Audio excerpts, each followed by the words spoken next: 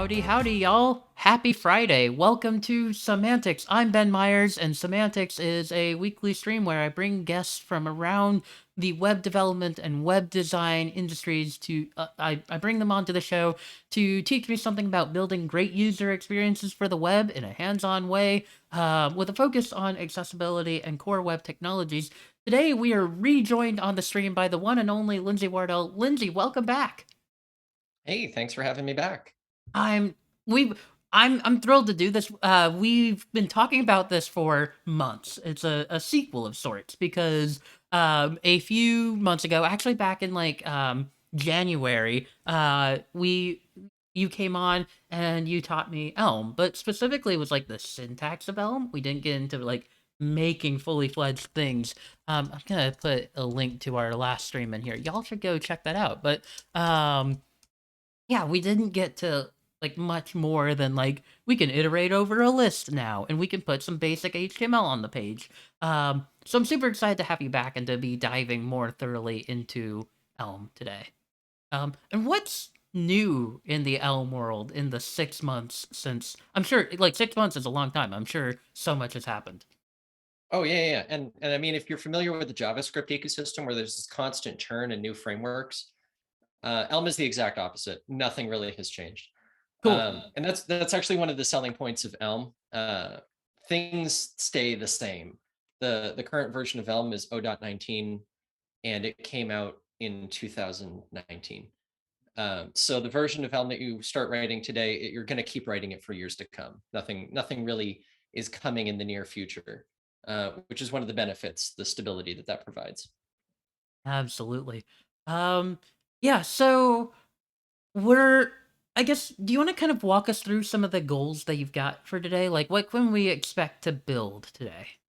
Sure. So, like you said in last week's episode, a few months ago, we went through the basic syntax, learned about how to write a function, how to render some things onto the browser.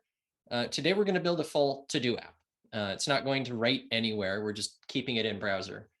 But we're going to get Nice. something on the page where we can write some to-dos, we can check them off, we can delete them, kind of aiming for the functionality of to-do MVC. Good deal. And so as we're building this, like obviously the syntax is going to be, Elm syntax, right? Which is very distinct from JavaScript as we saw last time. But are there other considerations that we might see, like we might expect to be totally different or look totally different compared to a framework like React or Vue? Like if you were to build the same app, like I guess what Elmisms should we be on the lookout for today? I think the biggest thing you're going to see that's different from writing something in React or Vue, just off the top of my head, is as we're working through this project, we're only going to have a single Elm file, our main.elm. And we're not going to need to break out into multiple files. Frameworks like Vue, specifically React, pushes in that direction, but doesn't require it. But most of the JavaScript frameworks require or encourage having multiple files break up components. And Elm really doesn't do that. You can have a multi-thousand page, or not page, line file in Elm, and that's just considered normal. The creator of Elm, Evan Shaplicki, gave a talk, The Life of a File, where he kind of explains his approach to this and how when you're writing an Elm application, it just kind of keeps growing and growing and growing until eventually there's a reason to break it apart, as opposed to being required by the language. So So that's probably the first thing you're going to see. yeah, and real quick, so what are some of the reasons you would kind of break out multiple files in this case? The biggest reason is, I mean, for organizational purposes, if you have a type and you have a handful of functions that utilize that type or require that type, it might make sense just to organize those into a separate file and have it as a separate module that you import into your main Elm application. Um, Other reasons could be you just have some functions that you want private that you do not want exposed and you don't want future developers to be confused. Mhm. It kind of still revolves around that type concept. Think of it like private methods on a class. Mm, You could put those into a module, not expose them to the main application, and then you have some internal logic that you can maintain without worrying that it's affecting your core application if you do any refactors. gotcha. Okay, and are there other Elmisms you think we should be on the lookout for today? The two big ones beyond just the structure of the application is we are going to be using custom types. Types look a little different than you might expect if you're coming from a JavaScript ecosystem, rather than just being like a class or a union between string and null or something like that. We're going to see some actual custom types that we're writing. The other big piece to watch out for is that we are writing immutable functional code. So as we're writing our application, it's just a single function that calls. Hmm. And when we're making an update, we aren't mutating anything. Elm is fully immutable. There's no way to mutate state. So it's going to look a lot more like something like Redux or a global store that you might be familiar with. Good deal. All right, I am super excited to be diving into this, so I'm gonna start sharing my screen with the group. Um, y'all, today we have Lindsay on. Go follow Lindsay. Lindsay right now has a very satisfying number of followers, which is 1,111. Oh And I my want goodness. you to uh, make that less satisfying. Go follow Lindsay. Um, and yeah, so last time we started off with this elm template, and in the green room, you let me know that we're gonna start with this one today. So I'll give a link to that in the chat. Um, so move my windows around so I aren't so I'm not constantly just highlighting your camera. It seems okay. Cool.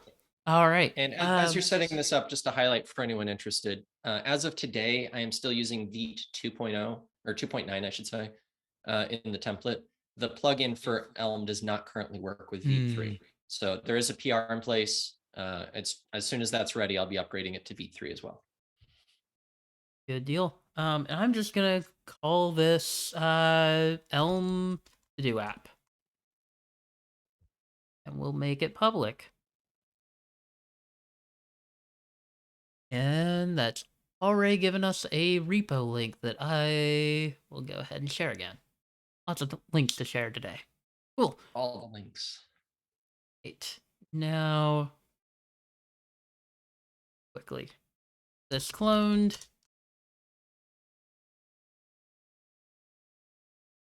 And if I check, you have a package locked, so I'm going to use npm instead of anything fancy like yarn. At this point, I don't know why I still use yarn. I think it's just like out of habit because for the most part, like npm does any of the things yarn was good for now, so I think it's just a habit. Yeah, at some point I switched to Yarn because everyone was using it and it seemed faster. And then when Yarn 2 came out and everything kind of broke, I just switched back and Hmm. I haven't felt a strong need to switch to anything like Yarn. I think Yarn's on 3 now or PNPM. I just haven't felt the need. Gotcha. Yeah, I need to like more thoroughly explore these, but like at this point, my npm and or yarn setup is like good enough for me that like I don't know that I necessarily feel the need to like change installer. Okay, so Yeah. yeah, we looked at this project last time. I don't think it's changed since, but um, we've Not a whole lot. yeah. Actually, just one quick call out. I added a different package called Elm Review, Okay. which provides it's linting basically. It's an equivalent to Mm, ESLint, but it provides a lot of nice benefits. So if you look in that review folder, you would see that. We're not going to worry about it for this. I just wanted to call it out in case anyone's curious. yeah. Okay. Cool. So this is the equivalent to like ESLint. Yeah. Cool. All right. Um, and now how do you want to get started, Lindsay? So before we get started, right, the first thing that we're going to do, because we're writing an Elm application, and I want to highlight some of the cool things about building with Elm, is we're going to be writing some custom CSS, just a little, but let's install Elm CSS to get started. Okay. So first things first, let's do npm install just to make sure we have Elm and everything in place. We've got it now. Yeah. Excellent. We've got Elm. Fantastic. So just delete that then. Let's go to package. Let me double check the URL. It's package.elm-lang.org. I will put that into the chat. This is the repository of all. I can't put it into the chat. I'm signed out. That's sad. Package Lang.org. singular. Yes. Okay. So that Oh, is look at the this. Elm repository for all packages. Everything is hosted on GitHub. You can see all of the code. It's one-to-one. I know NPM has that issue where it's not 100% in sync, but Elm does not. So just type in elm-css. Elm-css. There we go. And we're going to grab that top one from Richard Feldman. Okay.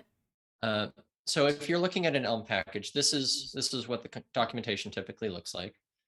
You're going to see a basic explanation of how it works, and then you can look up on the right-hand side. There's a search, and you can search for particular function names, which is pretty cool. Okay. For what we're going to do, though, there should be somewhere on that side. Where is it? There should be a button you could click, but the button is gone. Why did they remove the button? That's annoying. Okay, so to install an Elm package, I'm sorry, they changed this website on me on the day of. So you need the person who authored it, in this case, RT Feldman, and then / and the name of the project. So we're going to run in the terminal elm install RT Feldman / elm CSS. Okay. There had been a button that just let you click it and it would copy and paste it into your Elm install and then RT Feldman / elm-css. This. Yep. Just like that. Ooh, I don't have Elm. Run it with globally NPX. installed. Okay. You could do MPX as well. It'll Okay, install yeah, it. let's do that and save ourselves another global install. So Elm install RT Feldman Elm CSS. And it will ask to confirm that those are the changes you want. You just have to press enter. Yes is default. Okay. Hey Ryan, welcome to the stream. Woo. Good to have you here. Cool. You're done. All Congratulations. right. Okay. I'm a little curious. It's very interesting that like Elm's decided to go with its own approach for like installing packages like this. So remember, Elm came out in 2012, and that was before a lot of this stuff settled nearly as much as it has today. The other huge benefit, and actually Elm has gotten more restrictive as time has gone on, but the huge benefit to having the Elm packages be a separate thing is you are guaranteed 100% that there are no side effects that will be accidentally run in the code that you download, because it's not going through NPM. You don't have to worry about pre-install or post-install. And because it is pure Elm code that you're installing, no JavaScript, there's no accidental leaking of any data from your application. Okay. Gotcha. All right. Cool. So to get started with what we're doing, the template comes with 3 files. There's the hello world.elm, main.elm, and message.elm. Just like in the previous stream, we're just going to delete hello world and message.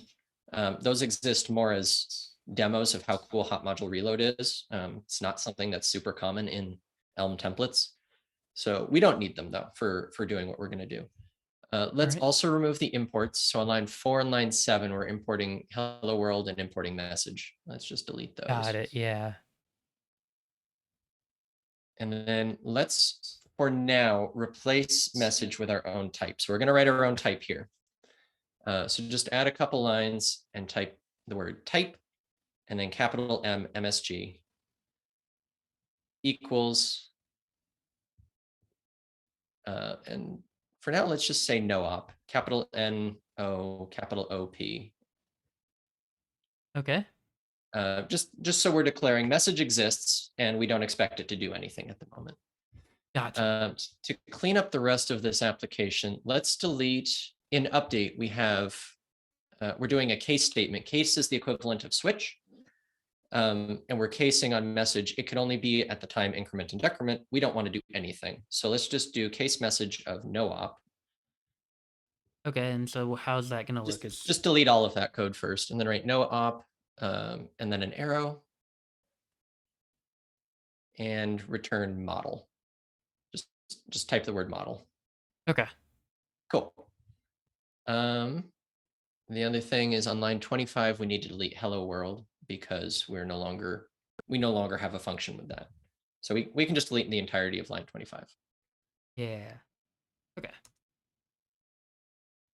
Okay, that should be enough to get us running. So let's start up Vite by running npm run dev.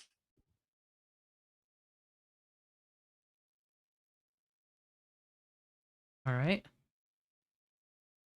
It's going to be a very exciting page that just renders the Elm logo. All right. Cool. So before we get into the to-do MVC part, let's just get elm-css working. So at the top of our file, lines 4 and 5, we're importing HTML and HTML.attributes. Because of how Elm works, we can't just stick custom CSS into those. The way Elm CSS works is it's generating the style sheet for you, and it's going to inject it in the right place in your DOM. Okay. So what we need instead is to import HTML.Styled and HTML.Styled.attributes. So you can just actually add .styled on lines 4 and 5. We'll keep the same imports. Oh, okay. So it's gonna be So like this. I got this no, right? so on line 4, for example, import HTML.styled. Oh, styled. Oh, styled with a D. Yep, with a Okay. capital S as well. Okay. And this is akin to like in React, the styled component. Yes, Okay. very similar. And then same thing with the second line, yeah. .styled.attributes. Those modules have the same basic exports, so like HTML, div, image, Mm-hmm. etc. The big thing they add is CSS as something that you can work with. So if we go back to the browser at this point, just as a quick demo, because we're not actually returning HTML the way Elm expects it, we're returning styled HTML. Our view is returning the wrong thing. So I just wanted to show this compilation failed and kind of highlight one of the other big benefits of Elm is this idea of following the compiler and getting help. So we can see that Sandbox is getting HTML message, but it needs actual HTML as opposed to HTML.styled.html. So we're going to convert it in our code now so that we're actually rendering something. In Makes the main sense. function on line 12, we have this record, and we're creating a sandbox, and then there's the record that configures it. In it is the default state. Update is all of our update logic, and the view is the actual HTML that gets rendered. So in this case, what we need to do for view is pass that into a function from HTML.styled called toUnstyled. HTML styled dot To unstyled. unstyled and then space and then probably need this to be evaluated as a single expression so parentheses. Did I do it? No, Oh. either way works actually in this case because there's nothing else that comes after. Oh, okay. You don't need the parentheses, but that should just be it, and it works. Um No, of course not. That'd be too easy. Our first argument to sandbox is not what I expect.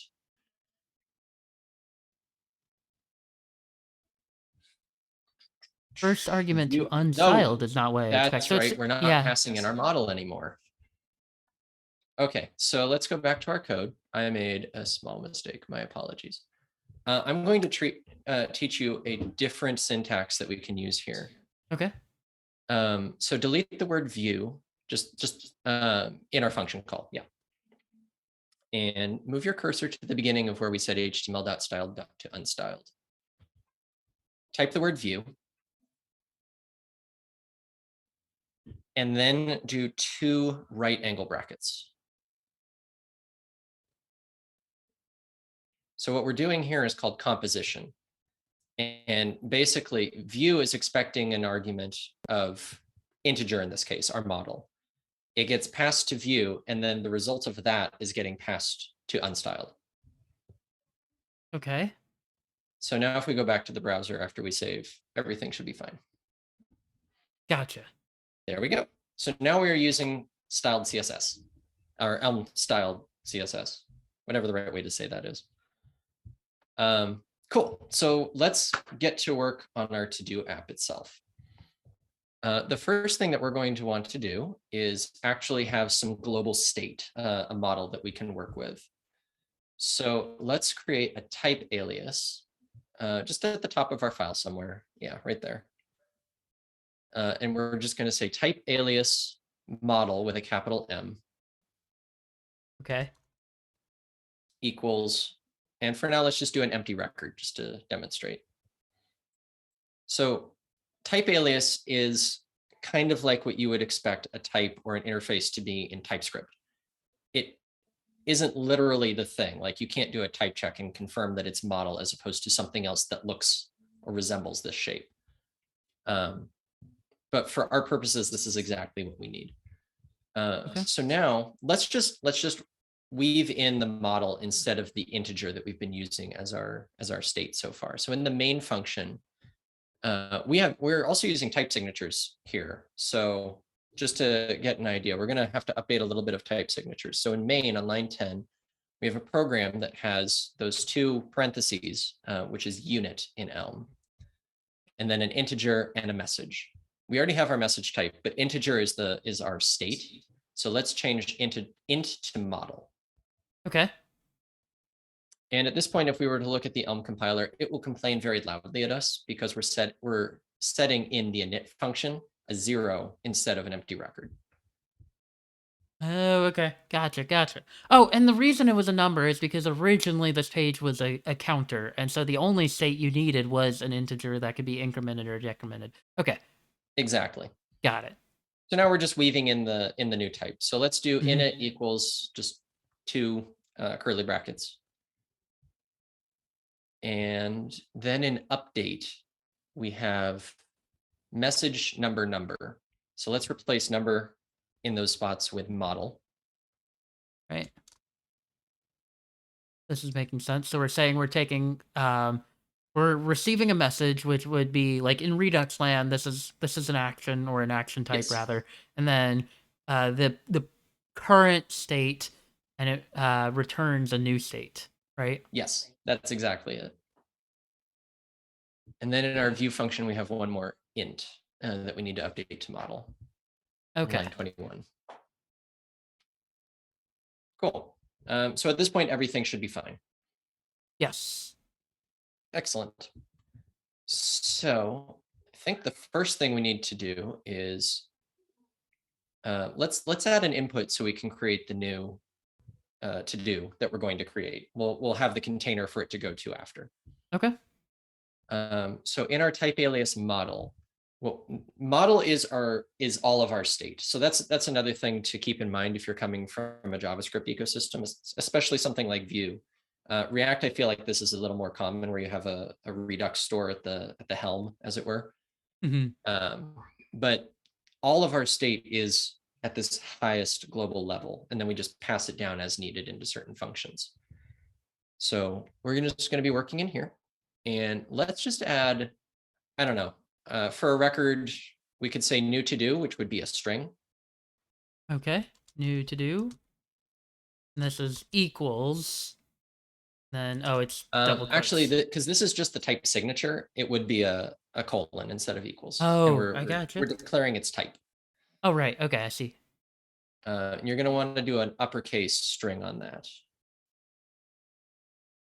Lowercase string is a generic type, and it's something that could fit in there. Cool. Let's just do that for now. Call that a day. So in our init function, we now need to update and set new to do. Otherwise, the Elm compiler will complain at us. All right. And that's So one of the huge benefits of the Elm compiler. As you make changes in your application, if you're not sure where to go next, it will help you. So right now, yeah. the sandbox call produces program with the record that has nothing, but it expects model. Looks like new to do is missing. Yes. Yeah, no, absolutely. It's like that like the debugging process is just a step-by-step guide of working through all the errors. Yeah. Yeah. Okay. And Elm So we has need a the Elm community has the nice saying of if it compiles, it works. that's I do like that. Okay. Then I will say greet the chat. Cool. So that's going to be our default to do. Let's just write the input now, because right now we're not rendering anything, right? So let's just add the input. And because this is semantics, I figure we should wrap it inside of a form so that we can use accessibility to submit our new to do. I appreciate you. So inside that div, let's just add a form element. Okay, so this You can right delete here, the image if this you want. we know this is the But yeah, attribute. Oh, we can delete the image. Okay, that might make things easier. Yeah. yeah. Okay. Let's just delete the image. Form. This needs to be probably imported from up here. We're also going to need You're right. input. You are right. All right. Okay. Um. Okay. So the structure of all HTML in Elm is it's first you have the function itself, which is typically the name of the element. And then it takes two lists. The first list is all of its attributes. The second list is all of its children. So in the case of div, we have an empty list because it has nothing. And then we have the second list, which is going to contain our form. Mhm. So to just render a form, if we wanted to look at the DOM and see the form, just complete that. Let me see. That do I think it. something got deleted that wasn't necessarily. Uh. Form needs to have the close or the open bracket there. Like this. What are we? Yeah, and then there's that extra close bracket after. That just needs to be moved to the end because that'll be the divs close bracket. Oh. Okay. Oh, I gotcha. Yeah. Boom. There. Hey, look at that. Look, the Elm extension helping us out with that. I did not do that Yay. indentation. It was an issue we had last time. Was that Yeah. my VS Code settings were very not prepared for this. Okay, go ahead and inspect the markup. Obviously, there's nothing inside of our form right now, but we should expect to see a form uh, in where. Oh, here it is. It's right here. Yeah. The Elm CSS style wrapper is just the wrapper to contain all of our CSS as we Okay, write it. So cool. We have a form. Hooray.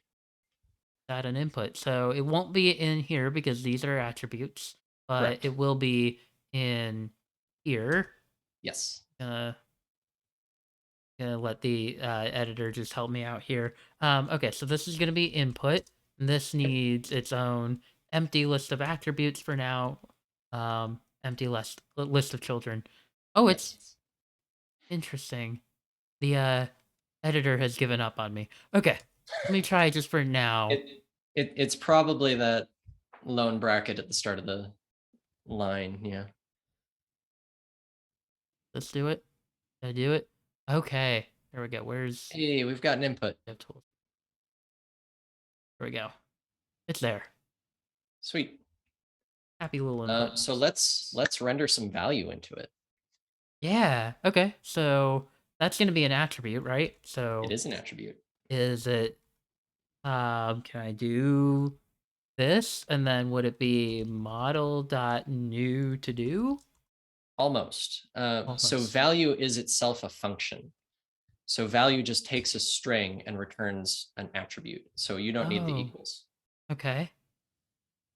It takes a little getting used to, as in I forget that too. You cannot find a value. We still need to import it probably.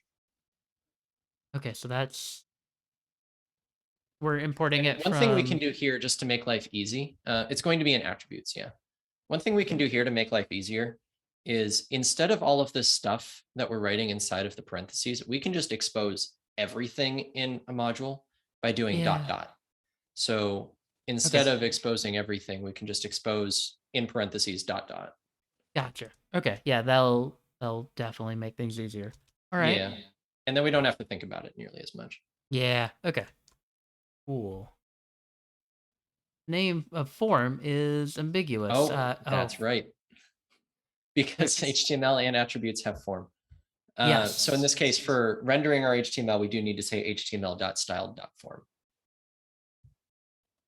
Okay, that That's is here. one of Okay. the few gotchas. Yeah. Yeah. Styled dot form. Okay. Yes. And that is because the HTML, like, there's going to be a function for the form element, and then also any input and submit button, and select and stuff like that can accept a form attribute that can associate that input with a form that's not necessarily its like ancestor element, which is Exactly. pretty cool, but does convolute this bit some. Yeah. Cool. So if Okay. we go back to the browser Yeah. now, we will see greet the chat. And I could have done, and you maybe shouldn't, but I could do like placeholder, and yeah, now it's a placeholder Yep. text. Cool. All right, I'm So seeing how this stuff is starting to fit together now. yeah. So just for the sake of finishing our little form here, let's add the submit button Yes. Okay. So before we start adding any events. yes, and so that's gonna be. Oh, okay. So it's gonna be a new in here. This is gonna be I think you want it inside of the same oh inside of the list form. as the input, Yes. Okay. because then it'll be in the form. Yes. This is gonna be. I think goes down there. And button. Yep, Yep. And then this needs a child of I want to say it's text. you are correct. Um yeah, Ryan says when you're first getting started with learning, using the dot dot to import everything is a great idea. As you get more comfortable with Elm, you'll see the problem less and less because you'll start using things like HTML.form or attribute.value. Yep. Um, yeah. Okay. Then this is some text that'll just say submit, and this uses some magic from the last stream, which is that I happen to know that HTML exports text, which is a way to get a text fragment. Exactly. And now we've imported that because we've imported everything from HTML. Yep. Oh, too many arguments. Okay. What have I Oh, done? that's you are missing a comma after the input. Like here? Yes, although the Elm compiler will move that to the start of the next line. Really? Okay, Oh, so well, it didn't, but it, but it would but look like this is what it would we're look like that. expecting. Yeah. Okay. It's common practice in Elm to put commas at the beginning. Hmm. The reasoning for that is if you add a new line, because Hmm. Elm does not allow trailing commas for no reason. If you add a new line, it will just show a get difference on the one line as opposed to adding the comma and then the new line. Gotcha. Yeah. Okay. That makes sense. Um. To Ryan, I think we installed Elm format beforehand. It's just being grumpy right now. Yeah. Yeah. We spent some time working on this setup in the green room. Okay. So yeah, we now have like we successfully have an input. We have submit. We click it like it is doing submission. Okay. So I want to do type. Then I would like to spell submit correctly. On the input. No, you're right. I want that on the button. Thank you. Yeah. Good call. Good call. I Uh, promise I know how HTML works. I've built my I, brand on that. I Um, mean, you're having to write HTML in a weird syntax. It's understandable. yes. Um, so the first thing you're going to want to do for adding that type is add it to the first array because that's where our attributes live. I was like, I'm This- so clever. I know how to use attributes now, and then I still put it in the wrong place. Um, the second thing to keep in mind is type is a reserved keyword in Elm. okay, so is it going to So be HTML.styled dot what's the full name? Attributes so dot type? we do have it imported. The trick that Elm does to get around in the community is just have an underscore after the name. Oh, okay. So you'll see this again on main if we ever render a main HTML element, Gotcha. Because because main main is is also the main function of the application. okay. I So it's not see. I really a see. reserved word, but it basically is. Right. It's conventionally reserved. Yeah. Okay. Yeah, so now if I inspect the markup over here, we will see. Yeah, we got type equals submit there. Awesome. Sweet. Cool. So Nice. let's do two next steps. The first thing we need to do is actually no, we're still not allowing input into our Yeah. element. So let's do some binding here. And to do that, we need to add a new message type. So let's go back up to our type message. And let's just delete no op because we do want to do things. We don't need that anymore. We could call it something like update new to do or something along those lines. Uh update new to do like this. Sure. And then after that, do a space and string with a capital S. Oh, I see. And so what that says is this variant of type message is update new to do, and it has a string as part of its data. Okay. So in our update function, which we now need to change on line 18, change that to be update new to do. And then before the arrow, just do a space and say text or new to do or new input or something. Yeah. Call it to do. Cool. And just hover over that for 1 second. I'm curious if you've got, no, we do not have that. Okay, just checking. Hmm. So that is going to be a string that we can then inject into our model. So now we're going to do a model update, which is exciting. So in JavaScript, for example, if you wanted to update a value, you would potentially just do model.new to do equals to do. We don't have that option because A, we're returning a value because we're a pure functional language, and B, everything is immutable. So what we need to do is an update to this record. So to do that, we wrap the model in curly brackets. All right. And then to the right of it, do a pipe. And now we are updating, we're saying we're returning model and we're updating these other things in the record. Okay. So in this case, say new to do equals to do. Got And it. that's it. Okay. So that should be behaving right now. I say And we should howdy. now be able to. We haven't actually wired this up. Oh, we didn't but... wire it up. My bad. Let's go wire it up. So in input on line 25, we now need to add the event. And event is going to be its own module that we're importing. So actually, first, before we can write anything here, back to the top, import html.styled.events. Okay. And should we just expose everything again, or Yeah, we can do that for now. it's events? Yes. Okay. There we go. So now we can start adding events like on click, on submit, whatever we want. And that's going to be in For our now, we're going to do attributes. on input On input. with a capital I. Okay. Sorry. Little more like JSX than straight HTML. And Makes then we don't sense. need an equals because on input is also a function. Right. Okay. And all you need to do is pass it the message name, in this case, update new to do. As a string? Nope, just Or like that. Okay. So what this does, this gets kind of complicated, and I'm not quite certain the right way to describe it, and I apologize. No worries. In this case, think of update new to do as a function that takes a string and returns a message. Okay. And then on input takes a function that takes a string and returns a message and returns an attribute. Mm-hmm. Gets a little convoluted when it's brand new to you, but that's how it's doing things under the hood. So if we now go back, we can see that our update is actually doing things. And we can prove that because the little number is ticking in the corner.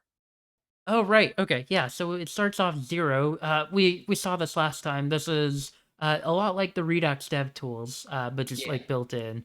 You could pop this open. You can see the history of everything. But it starts out at 0 because our model hasn't updated at all. And then as I change this to be howdy, it ticks up. We can open this back up again. You can see like it went from nothing to H to HO to HOW and so forth, all the way up to howdy. Yep. Very cool. So we are updating our state successfully, our model, We're rather. successfully updating our states. Now let's add the to-do itself. Yes. Um, And so would it so make sense to do this as like an unordered list? for rendering them, Yes. sure, that makes sense to me. Okay. Yeah, I'm trying to figure out. So what's the all right. Let me do this. This needs to be like this. And then okay, is it just gonna be UL? That wait, it would be UL like that. Yeah. Um We don't need to worry about HTML.styled because I highly doubt UL is going to collide with anything there. I don't think UL collides. Yeah. Um, we got this. And then I think I'm going to, yeah, so it would be here. It would line up like that. And then I know a, we would be able to iterate over, we saw mapping last time, we'd be able to iterate over a list, but we aren't currently storing any list. Correct. So let's create our list. Don't forget the comma after the second Yes. set of brackets. Cool. So let's create a new type for our to do, and we can just call it type alias to do. Okay. And to do is going to have a task, which is a string.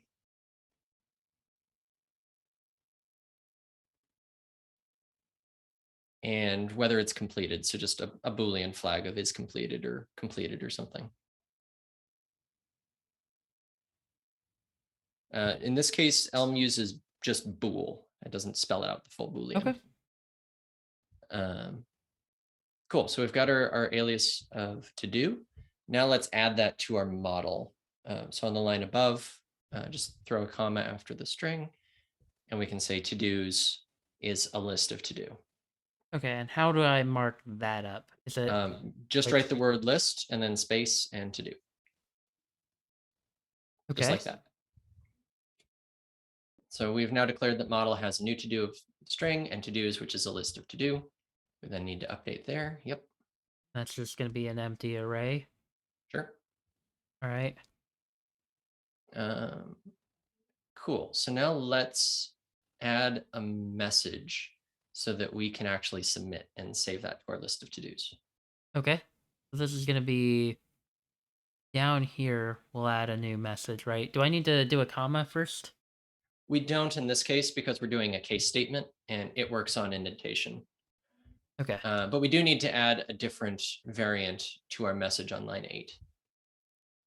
Type message equals submit. Actually, in this case, it's going to be a little more like TypeScript. So instead of going to a separate type message, we're just going to do a pipe and have our next name. Okay. All right. I'm figuring And this out. we don't need any arguments here because it's on the model. Right. Okay. So we Got can it. just take what we've got.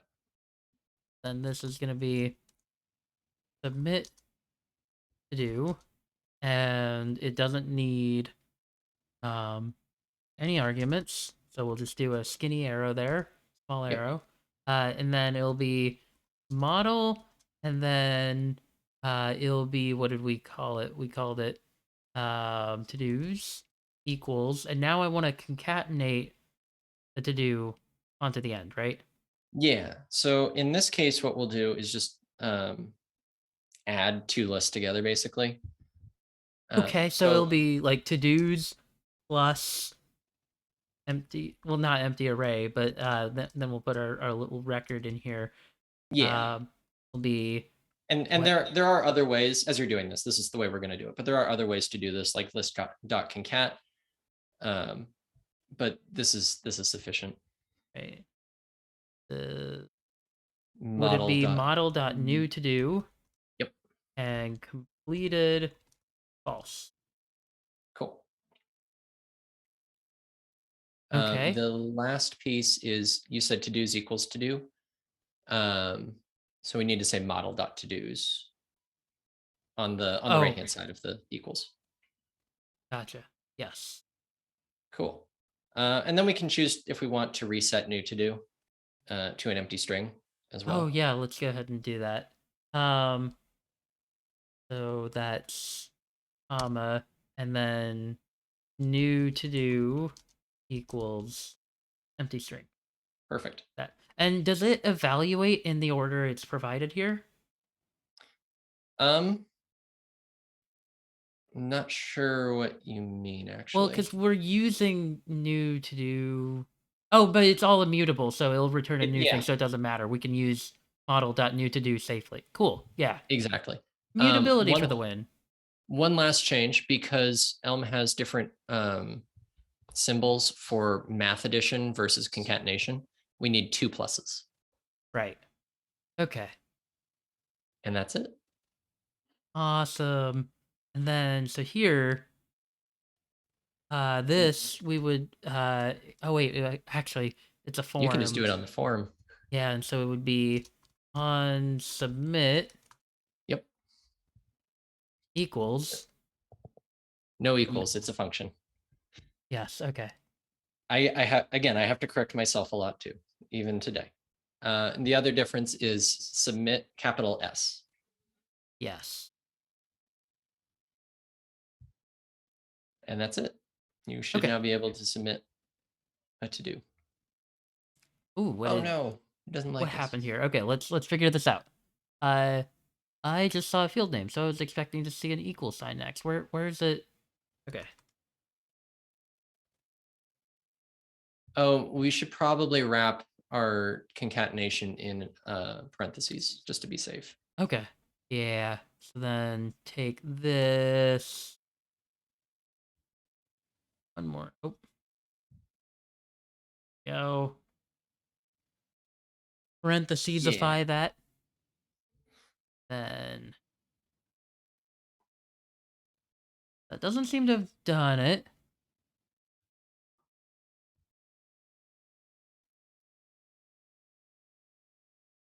what's missing? Oh, you did a colon in our new to-do, completed colon false. Okay. Wait. Line So 21 in the new record that you're creating for the new task. oh, I see. Yes. I was Yeah. so used to the uh JSON approach there. Okay. Yep. Can I find a false variable? Oh, wait, Oh, wait, wait. that's on me. Capital F, I'm Capital guessing. F. Gotcha. Then yeah. Cool. Now we aren't actually rendering these yet, but we'll take a look at like in the little uh dev tools as well. So we'll Yeah. say howdy, welcome to Some Antics. We're already seeing that the clearing works. If I come here now, yeah, we can see that our last state has this list of our to-dos. Beautiful. Okay, Okay, let's put them on a screen. let's do it. Yes. That's gonna be in here. And list dot map. It's gonna take model dot to-dos, right? Yes, And then can you help me with the rest? I can. So model.todos is the last argument, actually. In the Okay, middle is going to be our lambda. gotcha. So just Unless I do, remember it needing to be like a backslash. yes. And then to do with a small arrow. And now we can write our li. Right. That can just be li now again because we've imported everything from HTML. Yep. And that's going to be it's not going to have any attributes, but it will have a child, and that child is going to be HTML text set to do dot task. Yeah. We don't need HTML dot there because we just All imported right, everything. that's right. Ooh. One other change is, as the compiler is telling us, actually, we are giving UL a list of a list Mm, for its children. We can actually delete those second brackets and just have the list.map got it. in parentheses. Okay. Otherwise, it'll look like we're passing too many arguments. Yeah. And Um, clean up this. And yeah, then there you Elm go. convention would put the comma here. Yes. Cool. Hey, there it is. We even have our bullets all the way over here. Hooray.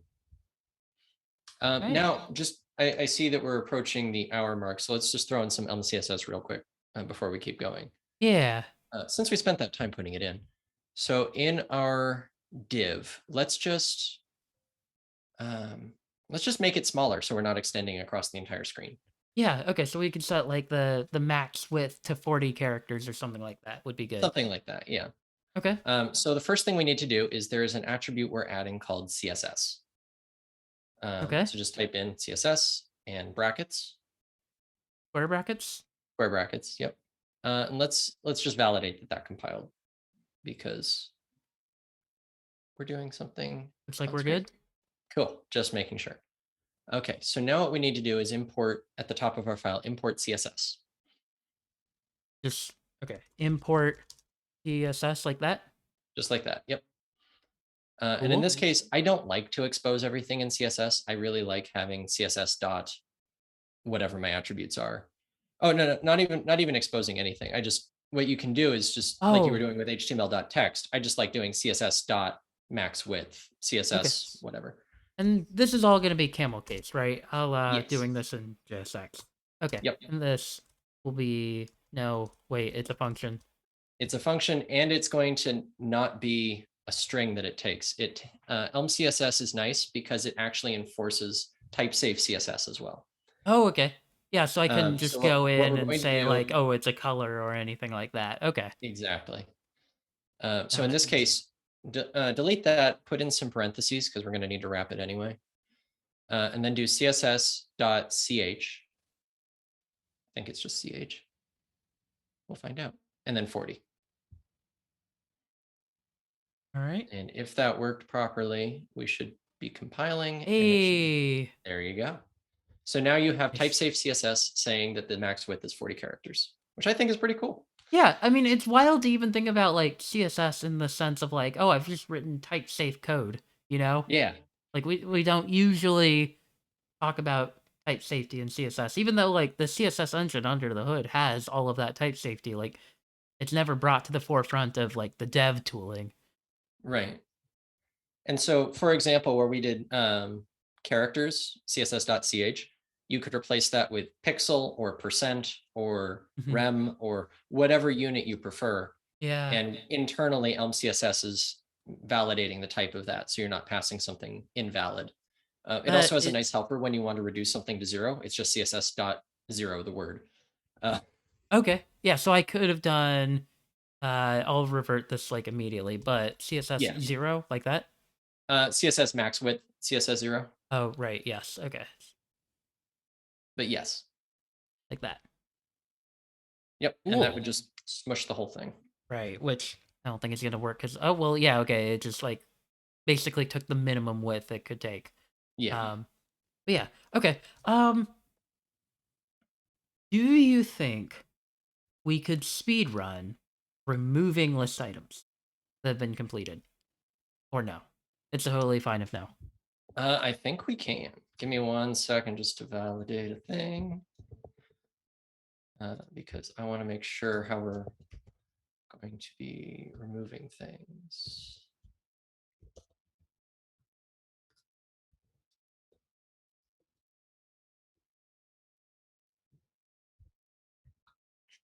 I know this is such exciting streaming right now as I look up Mm, documentation. always. Okay, so let's add a quick ID onto our task. That's going to be the easiest way. And then we can do a filter. Okay, yeah. So, every yeah. So up here we need to add a oh yeah, this is correct. So add ID. This is going to be a of type string. Could be type string, could be type int, Oh, whatever you'd like. int. Oh, Cool. Ooh, Mike, we got thank you new. so much for the raid. Good to have y'all here, Peruvian Idol crew. We're wrapping up soon enough, but we've been working on a little to-do application with Elm, and right now we're gonna see if we can quickly remove some items. So, okay, how do I? Okay, what now? Okay, Um, so in our submit to do, on the new record you're creating for the to do, we just need to add the ID. Um, Unfortunately, this is all on one line. It's on line 22. line. Oh, right, yes. Um, So in okay. the yellow bracketed task, yeah, in there, we just need to add the ID. In this case, let's just create the ID based off of the length of the list. That'll be the fastest. Oh, yeah, okay, so this will be model dot to do's and then is there a dot length? Unfortunately not, because we are not object oriented. We need to call list.length on model to-dos. Okay, got it. List.length model to do. And I should have spent more time breaking this out into lines, but okay. But all right. Gets the job done. Cool. So now we have Yeah. an ID. Now for removing a to-do, we need to add a new message, which is remove to-do. Okay, yeah. So we'll do that. We'll bring it down to a new line. We'll do remove to do. Yep. This. And after the fact, we will need to add it to our union up top. Yes. Okay. And I think the fastest way, let's set completed to be true, I guess. How I want to do this, I think. Okay. I mean, we could Um do a full-on delete button and just filter it out too. yeah, let's do that then. Yeah, let's do Okay. that. So what's the quickest way to like splice the completed item out of the to do? Okay, so we're gonna do to-dos equals. To-dos equals, and then it's gonna be parentheses, right? And it's Yes. gonna be model dot Let's, to-dos actually, we want to do a list.filter first. list dot filter. Okay. And then And then we're gonna do some cool syntax here. This is some fun Elm code. okay. Because I was prepared for this part at least. Nice. As soon as I find it again to make sure I'm writing it right. Okay. So instead of having a lambda where we actually get the to do, just type the word or type in the parentheses dot ID. And then remember how we did the right angle brackets twice earlier? We're going to do the same thing. And then you can, in parentheses inside that, we're going to do not equals, which is a / equal instead of a bang equal. Okay, like this. Okay. Yes.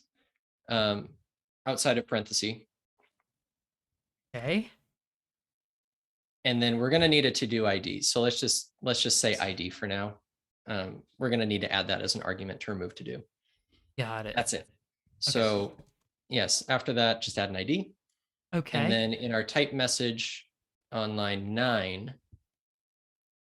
Yes. We can now do remove to do, and this is gonna take a number, right? An integer. Yep. Okay. And now we just need our button that triggers that in the UI. Right. Okay. And so I'd like to probably add that for each item. Tell you what, let's we are I think we can handle this in time. So okay. I think we're good. I'm gonna add a comma here, and do I need to parenthesesify this? Nope, that's fine. No? Okay. We'll say button, and then that's gonna need in the first one, we're going to add on click. yes. On click. That's gonna be remove to do. Yep. And here we will need parentheses around remove to do and the ID. Okay. Got it. And that's gonna be to to-do.id. .id. Okay. And then just some text. Yeah. Delete, just an X. Yeah. Whatever is nicest. Eat. It's important we make HTML and building web applications approachable to the younger generation. That's fair. That's fair. Okay, so we've got our yeet buttons, and we just yote everything. Oh no. Oh, they didn't have IDs. Maybe that's the problem. Because we did hot module refresh. Oh right. Okay. Yeah. So let's try that again real quick. Yeah. Let's. That was exciting. Yeah. Okay. Greet, delete, yeet. Okay. Yeah, it is working. There we go. Okay. All right. Very cool. Very cool. Is there anything more? I know we're really at the end of time, but is there any more you wanted to show or talk about like kind of this process of like building Elm applications? I think this has highlighted the flow of building an Elm application pretty well. You start with the idea, you know what the next step is that you want to build, you make the change, and then you follow the compiler to make sure that you're able to do the thing you want to do.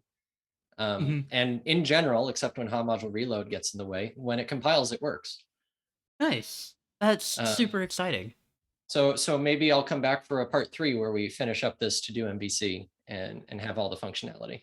I am here for that. I think that's gonna be great. I would love to do that. So, yeah. In the meantime, if anyone out there can't wait for the next, the next stream for the part 3 on this, what are some good resources to send people to? Some good resources. So the biggest one that I would point out is there is a book that you can pick up from Manning called Elm in Action by Richard Feldman. That is an excellent resource on just picking up Elm, learning it step by step. Richard walks you through building an application from start to finish, including single page application functionality, which we did not get to. Okay. So that's a great resource. The other one I would point out for now is the podcast Elm Radio. Okay. Let me double check that. Yeah, just elm-radio.com. And that is by Dylan and Jeroen.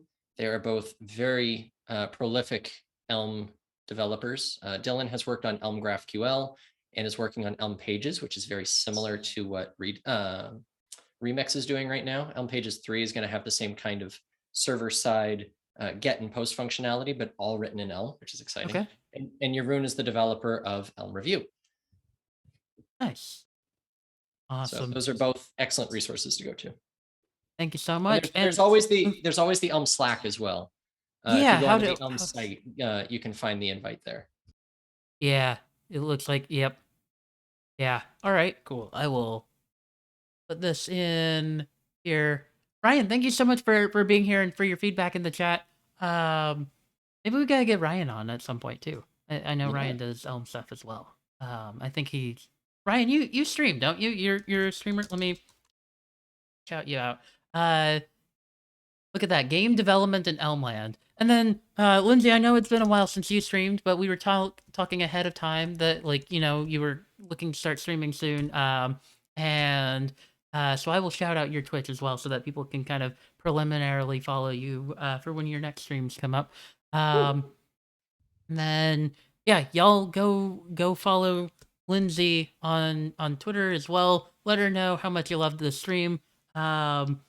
And yeah, thank you all so much for being here. Our next stream should be next Tuesday, 2 p.m. Central. I'm still figuring out specifics on that, but you can always keep apprised of stream updates at our Twitter, which I've linked in the chat. And go ahead and follow here. There should be a big purple follow button if you haven't followed already. And that way you can keep apprised of all the cool streams about web development things such as this and accessibility and core web technologies.